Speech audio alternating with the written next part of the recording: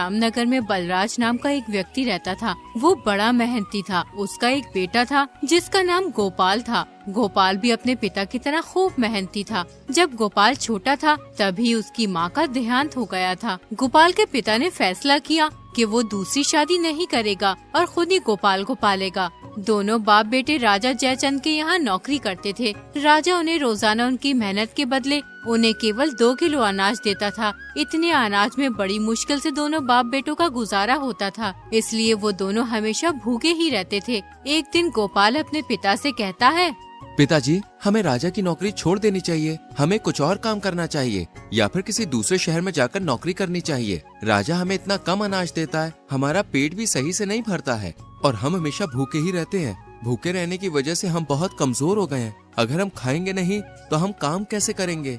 बेटा, कह तो तू बिल्कुल सही रहा है। भूखा रहने की वजह से मुझे भी बहुत कमजोरी आ गई है। हमेशा चक्कर से आते रहते हैं। कभी कभी तो मेरी आंखों से दिखना भी बंद हो जाता है। लेकिन बेटा, हम राजा की नौकरी नहीं छोड़ सकते। अगर हम राजा की नौकरी छोड़कर किसी दूसरे शहर में जाकर नौकरी करेंगे तो राजा हमें तलाश करवाकर सूली पर लटका देगा। इसलिए हमारी भलाई इसी में है कि हम चुपचाप राजा की नौकरी करते रहें। अब तू जाकर जंगल से थोड़ी लकड़ी ले आ, मैं खाना पका दूंगा। गोपाल अपने पिता के कहने पर जंगल से लकड़ी लेने चला जाता है। तभी बलराज के घर एक बुढ़िया आती है। वो बलराज से कहती है, बलराज, तूने जिंदगी भर मुसीबत काटी है, अब और अपनी जिंदगी मुसीबत में मत काट। कभी तू चैन से बैठकर 2 रोटी नहीं खा पाया। तेरा बेटा कब का जवान हो गया है, तू उसकी शादी क्यों नहीं कर लेता? घर में बहू आ जाएगी तो कम से कम तुम लोगों को खाना तो बनाना नहीं पड़ेगा। तुम थके हारे मजदूरी करके आते हो और फिर भोजन बनाते हो। अगर बहू आ जाएगी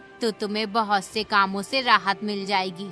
चाची, गोपाल की शादी हुए 1 साल बीत चुका है। क्या कहा तूने? गोपाल की शादी को 1 साल हो चुका है, लेकिन तूने कभी किसी को बताया नहीं। आखिर क्या वजह है इसकी? जरा मुझे भी तो पता चले। चाची, वजह तो कुछ नहीं। गोपाल की बहू अपनी माँ के घर है। माँ के घर क्यों है? तूने उसे वहाँ क्यों छोड़ रखा है? बेटे की शादी क्या बहू को मायके में छोड़ने के लिए की जाती है? तू अपने बेटे से कहता क्यों नहीं कि वो अपनी पत्नी को मायके से लेकर आए? तू आज ही गोपाल को भेज दे बहू को लेकर आने के लिए। कैसे भेज दूं चाची? हमारे घर में तो एक चारपाई तक नहीं है जिस पर वो बेचारी आकर बैठ सके, और ना ही हमारे पास इतने पैसे हैं कि हम चारपाई खरीद कर ला सकें। और फिर गोपाल के पास ऐसे कपड़े भी तो नहीं हैं जिन्हें पहनकर वो अपने ससुराल जा सके। उसके पास केवल 2 जोड़ी कपड़े हैं, उनमें भी 10 पैबंद लगे हुए हैं। पैबंद लगे हुए कपड़े पहनकर जाता हुआ गोपाल भला कैसे अच्छा लगेगा? अरे वाह रे बलराज, मैं तो तुझे बड़ा अक्लमंद समझती थी, लेकिन तू तो मूर्खों से भी बड़ा मूर्ख है। बस इतनी सी बात के ऊपर तूने गोपाल की बहू को उसकी माँ के घर छोड़ रखा है। मैं तो सोच रही थी कोई बड़ा बखेरा है। ये भी भला कोई बात हुई? चारपाई और कपड़ों की वजह से तू बहू नहीं लेकर आ रहा? चल, मैं दूंगी तुझे चारपाई, बहू को बैठने के लिए, और गोपाल के लिए नए कपड़े भी लाऊंगी। इतना कहकर बुढ़िया अपने घर चली जाती है। उसके बाद बलराज सोचने लगता है, चाची सही कहती हैं, मुझे गोपाल की बहू को बुला लेना चाहिए। अगर बहू आ जाएगी तो घर के कामों से हमें राहत मिल जाएगी। मैं कल ही भेज दूंगा गोपाल को बहू को लेने के लिए। फिर बलराज बुढ़िया के घर आता है और बुढ़िया से गोपाल के लिए कपड़े और चारपाई ले आता है। गोपाल चारपाई देकर अपने पिता से कहता है, पिताजी, आप ये चारपाई कहाँ से लाए हो? बेटा, मुझे ये चारपाई विमला चाची ने दी है और उन्होंने तुझे नए कपड़े भी दिए हैं। लेकिन पिताजी, विमला चाची ने तुम्हें ये चारपाई और नए कपड़े क्यों दिए हैं? बेटा, विमला चाची ने चारपाई तेरी बहू के लिए दी है और ये नए कपड़े तेरे लिए। मैं कहता हूँ कल तू इन कपड़ों को पहनकर अपने ससुराल चला जा और अपनी बहू को ले आ। लेकिन पिताजी, हम अपना पेट ही बड़ी मुश्किल से भर पाते हैं। ऐसे में हम मालती को क्या खिलाएंगे? वो हमारे घर का हाल देखेगी तो क्या सोचेगी? ये सब जानता हूँ मैं बेटा, लेकिन बहू को जिंदगी भर के लिए मायके में भी तो नहीं छोड़ा जा सकता है। कभी न कभी तो उसे लाना ही होगा। इसलिए एक काम कर, तू कल ही जाके उसे ले आ। ठीक है पिताजी, जैसी तुम्हारी मर्जी, मैं कल ही मालती को ले आऊंगा। अगले ही दिन गोपाल बुढ़िया के दिए हुए कपड़े पहनकर मालती को लेने अपने ससुराल चला जाता है। ससुराल में गोपाल की खूब मेहमान नवाजी होती है। गोपाल 1 हफ्ते तक ससुराल में रुकता है। उसके बाद वो अपनी पत्नी मालती को लेकर अपने घर चल देता है। लेकिन रास्ते में गोपाल सोचने लगता है, अभी तो हमारे घर में बहुत गंदगी हो रही है, मालती देखेगी तो क्या कहेगी? एक काम करता हूँ, मालती को विमला चाची के घर छोड़ आता हूँ, उसके बाद मैं अपने घर की सफाई कर लूंगा। गोपाल अपनी पत्नी को बुढ़िया के घर छोड़कर अपने घर चला जाता है। जब बलराज ने गोपाल को अकेले आता देखा तो वो गोपाल से बोला, बेटा तू अकेला ही आ रहा है, तेरी पत्नी कहाँ है, तू उसे क्यों नहीं लाया? पिताजी मैं मालती को ले आया हूँ, लेकिन मैं उसे विमला चाची के घर छोड़ आया क्योंकि हमारे घर में बहुत गंदगी हो रही है, सारा सामान यहाँ वहाँ बिखरा हुआ है। मालती ये सब देखेगी तो शायद उसे अच्छा न लगे। जब मैं घर की साफ सफाई कर लूंगा तो मालती को अपने घर ले आऊंगा। बेटा साफ सफाई तो बाद में होती रहेगी, पहले तू महाराज के पास चल, वो तुझे 3 दिन से रोज बुला रहे हैं, मैं उनसे रोज कोई ना कोई बहाना लगा देता हूँ। तुझे अपनी ससुराल में इतने दिन नहीं रुकना चाहिए था, पता नहीं महाराज तेरे से क्या कहेंगे। गोपाल बगैर सफाई किए अपने पिता के साथ राजमहल की ओर चल पड़ता है। उधर बुढ़िया ने मालती की खूब खातिरदारी की और फिर बोली, बेटी तुम बहुत समझदार हो, खुदा हमेशा तुम्हें खुश रखे। आओ अब मैं तुम्हें तुम्हारे घर छोड़ाऊं। बुढ़िया की बात सुनकर मालती को बड़ा आश्चर्य हुआ। वो सोचने लगी क्या ये घर उसका नहीं है, तो उसने हिचकिचाते हुए बुढ़िया से पूछा, माँ जी ये गोपाल का घर नहीं है, तो फिर गोपाल का घर कौन सा है? बेटी गोपाल राजा के यहाँ काम करने गया है, इसलिए तुझे मेरे घर छोड़ गया था। तू अभी नई नवेली बहू है, घर में अकेले कैसी रहती, अब तो वो आने ही वाला होगा। चल उसके आने से पहले मैं तुझे तेरे घर छोड़ आती हूँ। फिर बुढ़िया मालती को उसके घर छोड़ आई। मालती को गोपाल का घर देखकर बहुत आश्चर्य हुआ। पूरा घर गंदा पड़ा था, देखने में ऐसे मालूम होता था जैसे सालों से घर में झाड़ू नहीं लगी है। सारा सामान इधर उधर बिखरा हुआ पड़ा था। एक कोने में 2-3 जोड़ी कपड़े रखे हुए थे जिन पर जगह जगह पेवन लगे हुए थे और उन कपड़ों पर धूल जमी पड़ी थी। घर की यह हालत देखकर मालती की आंखों में आंसू आ जाते हैं। वो सोचने लगती है खुदा, पिछले जन्म में मैंने ऐसी कौन सी गलती की थी जिसकी सजा मुझे इस जन्म में मिल रही है। इस घर में तो कुछ भी नहीं है, अब मैं क्या करूँ, मेरी तो कुछ भी समझ नहीं आ रहा। मालती बहुत समझदार और होशियार थी। उसने सोचा ये मेरे नसीब का एक हिस्सा है, अब मुझे कैसे भी करके इस मुश्किल से गुजरना होगा। वो हिम्मत करके उठी और घर की साफ सफाई में लग गई। कुछ ही देर में उसने पूरा घर साफ कर दिया और इधर उधर बिखरा हुआ सामान सही तरीके से लगा दिया। उसके बाद वो बुढ़िया की दी हुई चारपाई पर बैठकर गोपाल के आने का इंतजार करने लगी। इंतजार करते करते रात होने वाली थी, लेकिन गोपाल और उसके बाप अभी तक घर नहीं आए थे। मालती बेचैन होने लगी। इतना बड़ा घर और उस घर में वो अकेली। उसका दिल घबराने लगा कि कहीं कोई गैर मर्द आकर उसके साथ कुछ गलत न कर दे। उसके दिमाग में तरह तरह के ख्याल आने लगते हैं। उतने में ही गोपाल और उसका बाप हाथ में अनाज का थैला लिए घर आ गए। घर आकर उन्होंने देखा कि उनके घर का नक्शा ही बदल गया था। जो घर हमेशा कूड़े का ढेर बना रहता था, आज वो हीरे की तरह चमक रहा था। ये देखकर दोनों बाप बेटे बहुत खुश हुए। फिर गोपाल ने 2 किलो अनाज जो उन्हें राजा देता था अपनी पत्नी को दे दिया और फिर बोला, लो इसे पका लो। मालती को 3 लोगों के लिए इतना कम अनाज देखकर बहुत आश्चर्य हुआ। वो गोपाल से पूछने लगी, ये अनाज तो 3 लोगों के लिए बहुत कम है, तुम्हें अनाज थोड़ा फालतू लाना चाहिए था। मालती, राजा मुझे और पिताजी को एक दिन काम करवाने के बदले केवल 2 किलो ही अनाज देता है। अब तुम ही बताओ मैं फालतू अनाज कहाँ से ले आता? आप लोग राजा के यहाँ पूरा दिन मेहनत करते हो और राजा तुम्हें 2 किलो अनाज देकर बहका देता है। राजा तुम्हारे साथ नाइंसाफी कर रहा है। बेटा अब हम कर भी क्या सकते हैं, राजा की बात टालने की हिम्मत किसमें है।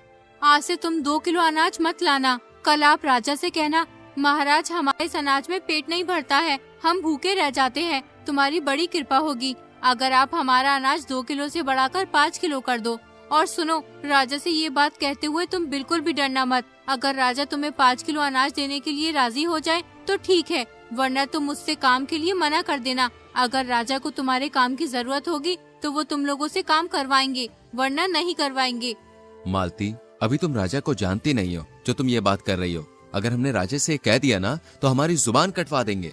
ऐसे कैसे राजा तुम्हारी जुबान कटवा देंगे? तुमने किसी को लूटा तो नहीं है, तुमने चोरी तो नहीं की है और ना ही तुम झूठ बोल रहे हो। फिर तुम्हें किस बात का डर है? अपना हक मांग रहे हो और जो हक नहीं मांग सकता वो कुछ नहीं कर सकता। इसलिए मैं कहती हूँ तुम एक बार राजा से अनाज बढ़ाने के लिए बात जरूर करना। ठीक है बेटा, तो इतना कह रही है तो मैं कल राजा से अनाज बढ़ाने के बारे में जरूर बात करूँगा। अब तुम इस अनाज को बना। अगले दिन गोपाल और उसका पिता बलराज राजा के पास गए और फिर बलराज राजा से बोला, महाराज मैं यहाँ आपसे अपने अनाज के बारे में बात करने आया हूँ। आप हमें पूरे दिन मेहनत करने के बाद केवल 2 किलो अनाज ही देते हो, इतने अनाज में हमारा गुजारा नहीं हो पाता। हमें ज्यादातर भूखा ही रहना पड़ता है। इसलिए महाराज आपसे गुजारिश है, अगर आप हमारा अनाज 2 किलो से बढ़ाकर 5 किलो कर दो तो आपकी बड़ी कृपा होगी। बलराज, ये बात तुम्हें पहले बतानी थी। भूखा रहना अच्छी बात नहीं है। अगर तुम भूखे रहोगे तो खाली पेट काम कैसे करोगे? मैं आज से ही तुम्हारा अनाज 5 किलो नहीं बल्कि 6 किलो कर देता हूँ। फिर राजा मंत्री से कहता है, मंत्री, आज से बलराज को रोजाना 6 किलो अनाज दिया जाएगा और दूसरे जितने भी मजदूर हैं, सभी का अनाज बढ़ा दिया जाए। राजा का फैसला सुनकर दोनों बाप बेटे 6 किलो अनाज लेकर खुशी खुशी अपने घर चले गए। जब मालती ने गोपाल के सिर पर अनाज का बड़ा थैला देखा तो वो समझ गई कि राजा ने उनकी बात मान ली है। फिर उसने उन दोनों से पूछा, इस थैले को देखकर मालूम होता है कि राजा ने तुम्हें 5 किलो अनाज दे दिया है। उन्होंने तुम्हें कुछ कहा तो नहीं? नहीं बेटी, राजा ने कुछ नहीं कहा। हमने महाराज से अपनी मजदूरी का 5 किलो अनाज मांगा, लेकिन महाराज ने हमें 6 किलो अनाज दे दिया। आज से हमें रोजाना हमारी मेहनत का 6 किलो अनाज मिलेगा। हम महाराज से खामखा डरते हैं, लेकिन महाराज बहुत ही दयालु हैं। उन्होंने हमारे साथ साथ सभी मजदूरों के अनाज में बढ़ोतरी कर दी है। सभी घर वाले बहुत खुश थे। बलराज ने मालती को बहुत दुआएं दी। मालती बहुत होशियार थी। राजा द्वारा दिए गए अनाज से वो आधा अनाज बचा लेती थी और आधे को पका लेती। 2 महीने तक उसने यही काम किया। फिर एक दिन उसने अपने ससुर से कहा, आज आप राजा से कहना कि मैंने अपनी बेटी की शादी कर ली है। अब हम परिवार में 3 सदस्य हो गए हैं। आप जो अनाज हमें देते हो उससे हमारा पूरा नहीं पड़ता है। महाराज, अगर आप हमारा अनाज थोड़ा और बढ़ा दो तो बड़ा अच्छा होगा। ठीक है बेटी, हम महाराज से ऐसा ही कहेंगे। अगले दिन शाम को काम खत्म करके दोनों बाप बेटे राजा के पास गए और राजा से बोले, महाराज, मैंने अपने बेटे गोपाल की शादी कर दी है। अब हमारे घर में 3 सदस्य हो गए हैं। अगर आप हमारा अनाज थोड़ा और बढ़ा देंगे तो बड़ा अच्छा होगा। ये तो बहुत अच्छा किया तुमने बलराज, जो गोपाल की शादी कर दी। मंत्री से कहकर आज ही मैं तुम्हारा अनाज 10 किलो करवा दूंगा। दोनों बाप बेटे 10 किलो अनाज लेकर घर आ गए। 10 किलो अनाज को देखकर मालती बहुत खुश हुई। अब वो आधे से भी ज्यादा अनाज बचा लेती थी और बाकी बचे हुए को पका लेती थी। ये सिलसिला 8 महीने तक चलता रहा। अब मालती ने काफी अनाज इकट्ठा कर लिया था। फिर एक दिन वो अपने पति और ससुर से बोली, बाबूजी, आज के बाद आप लोग राजा के यहाँ काम करने नहीं जाओगे। कब तक आप दोनों मजदूरी करते रहोगे? मजदूरी से हमें सिर्फ 2 वक्त का खाना मिल सकता है और कुछ भी नहीं। अगर बेटी हम मजदूरी नहीं करेंगे तो फिर क्या करेंगे? इस तरह से तो हम भूखे मर जाएंगे। आप लोग चिंता मत करो। आपको राजा जो अनाज देते हैं, मैंने उसमें से आधे से ज्यादा अनाज बचा लिया है। इस प्रकार मैंने काफी अनाज बचाकर इकट्ठा कर लिया है। अब तुम लोग बाजार में कोई दुकान खोल लो और उसमें अनाज बेचने का काम शुरू कर दो। खुदा ने चाहा तो कुछ ही दिनों में हमारा कारोबार अच्छा चलने लगेगा। ठीक है बेटी, मैं आज ही बाजार में कोई दुकान दिखाता हूँ और फिर कल से हम अनाज बेचना शुरू कर देंगे। बलराज ने बाजार में एक दुकान किराए पर ले ली और अगले ही दिन अनाज बेचना शुरू कर दिया। कुछ ही दिनों में उनकी दुकान काफी अच्छी चलने लगी। दुकान पर ग्राहकों की लाइन लगी रहती थी। ये सब देखकर दोनों बाप बेटे बहुत खुश थे। दोनों जब भी दुकान से घर आते तो कुछ न कुछ सामान घर के लिए जरूर लाते। एक दिन मालती अपने घर के आगे बैठी होती है, तभी उसकी नजर कोने पर पड़े एक सोने के हार पर पड़ती है। सोने का हार देखकर मालती की आंखें आश्चर्य से फटी की फटी रह जाती हैं। मालती जल्दी से हार को उठा लेती है और उसे घर में ऐसी जगह रख देती है जहाँ किसी की नजर न पड़ सके। उसी दिन पूरे नगर में ढिंडोरची ने ऐलान किया, सुनो ए लोगो, जरा गौर से सुनो। एक चील रानी का सोने का हार लेकर उड़ गई है। जिस किसी इंसान को वो सोने का हार मिल जाए, वो हार को राजा को लौटा दे। इसके बदले राजा उस शख्स को मुंह मांगा इनाम देंगे। रानी के हार की खबर पूरे नगर में फैल गई। हर किसी की जुबान पर रानी के हार की चर्चा थी। जब ये बात मालती को पता चली तो उसने हार के बारे में किसी से जिक्र नहीं किया। इसलिए राजा को अभी तक रानी का हार नहीं मिला। राजा बहुत परेशान था। वो मंत्री से बोला, मंत्री, हार के बारे में कुछ पता चला या नहीं? नहीं महाराज, अभी तक कुछ पता नहीं चला, लेकिन हार की तलाश जारी है। तो मैं एक काम करो, पूरे नगर में दोबारा ऐलान करवाओ कि अभी तक रानी का हार नहीं मिला। अगर किसी भी आदमी को हार के बारे में कुछ भी पता हो, वो बगैर डर के दरबार में आकर राजा को बताए और जो भी हार लाकर देगा उसे मुंह मांगा इनाम दिया जाएगा।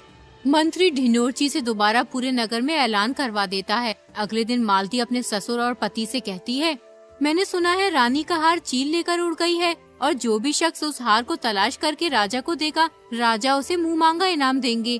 कहीं राजा झूठ तो नहीं बोल रहे? नहीं बहू, महाराज कभी झूठ नहीं बोलते। वो जो भी वादा करते हैं उसे पूरा भी करते हैं। राजा को ज्योतिषियों ने बताया है कि हार किसी के घर के आगे पड़ा हुआ है। पिताजी, ज्योतिषी सही कहते हैं, हार हमारे घर के आगे पड़ा हुआ था। अब रानी का हार मेरे पास है, तुम राजा को ये हार ले जाकर दे दो। बलराज मालती से हार ले जाकर राजा को दे देता है। रानी का हार देखकर राजा बहुत खुश होता है। उसके बाद राजा बलराज से कहता है, बलराज, हम तुमसे बहुत खुश हैं। शर्त के मुताबिक अब तुम हमसे जो कुछ भी मांगना चाहते हो वो मांग लो, हम तुम्हें देने के लिए तैयार हैं। महाराज, मैं आपसे क्या मांग सकता हूँ? आपके हमारे ऊपर पहले से ही बहुत एहसान है। ये तो मैंने अपने कर्तव्य का पालन किया है। बलराज, मैं जानता हूँ तुम बहुत ईमानदार और एक सच्चे इंसान हो, लेकिन तुम्हें कुछ न कुछ तो अवश्य ही मांगना होगा। मैं तुम्हें तुम्हारी ईमानदारी का इनाम देना चाहता हूँ। महाराज, आप इतना कह ही रहे हैं तो मैं पहले अपने घर पर मशवरा कर लूं, उसके बाद आपको बताऊंगा। ठीक है बलराज, तुम अपने परिवार वालों से बात करके मुझे कल बता देना। उसके बाद बलराज अपने घर चला जाता है। घर आकर वो मालती से बोलता है, बेटी, महाराज मुझे इनाम देना चाहते थे, लेकिन मैंने उनसे कह दिया कि घर वालों से बात करके बताऊंगा। आपने बहुत अच्छा किया पिताजी। अब आप राजा से कहो कि महाराज, अगर आप मुझे थोड़ी सी जमीन का टुकड़ा दे दो तो उस पर हम खेती करके अपने परिवार का गुजारा सही तरीके से कर सकते हैं। ठीक है बेटी, जैसा तुम कह रही हो मैं महाराज से वैसा ही कह दूंगा। अगले दिन बलराज राजमहल पहुंचकर राजा के सामने खड़ा हो गया। राजा बलराज से बोला, कहो बलराज, परिवार वालों से क्या मशवरा करके आए हो? महाराज, अगर आप मुझे थोड़ी सी जमीन दे दें तो मैं उस पर खेती करके अपने परिवार का गुजारा कर सकता हूँ। फिर मुझे और मेरे बेटे को मजदूरी करने की भी जरूरत नहीं पड़ेगी। ठीक है बलराज, मैं आज ही तुम्हें 5 बीघा जमीन दिलवा देता हूँ। मेरी दुआ है इस जमीन पर खेती करके तुम खूब फलो फूलो और जीवन में आगे बढ़ो। फिर राजा मंत्री से कहकर बलराज को 5 बीघा जमीन दिलवा देते हैं। अब बलराज दिन रात खेत में मेहनत करता है और गोपाल अनाज की दुकान चलाता है। कुछ ही दिनों में वो बहुत मालदार हो जाते हैं। फिर गोपाल एक बहुत ही शानदार घर खरीद लेता है। अब उनके घर में किसी भी चीज की कमी नहीं होती। इस प्रकार गोपाल की बहू की समझदारी और चालाकी से उसके गरीबी के दिन कुछ ही दिनों में अमीरी में बदल जाते हैं।